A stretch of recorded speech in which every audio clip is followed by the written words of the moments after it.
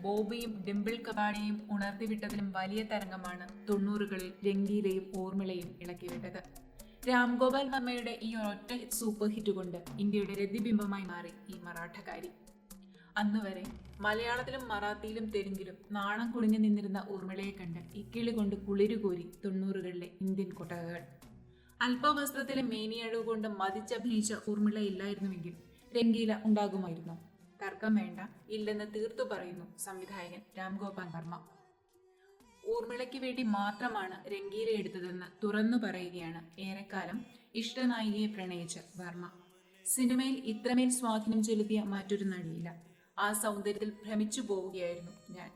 അത് എക്കാലത്തേക്കും വേണ്ടി പകർത്തിവെക്കാനായി മാത്രമാണ് രംഗീല എന്ന സിനിമ എടുത്തത്.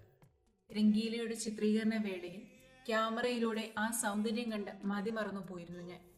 ഊർമിളയോടുള്ള ആരാധനയും പ്രണയവും പിന്നെ തമ്മിൽ വഴിപിരിയാനുള്ള കാരണവുമെല്ലാം വിശദമായി തന്നെ എഴുതുന്നുണ്ട് രാംഗോപാൽ വർമ്മ. കൂടുതൽ വായിക്കാൻ സന്ദർശിക്കുക www.mathrubhumi.com/movies-music.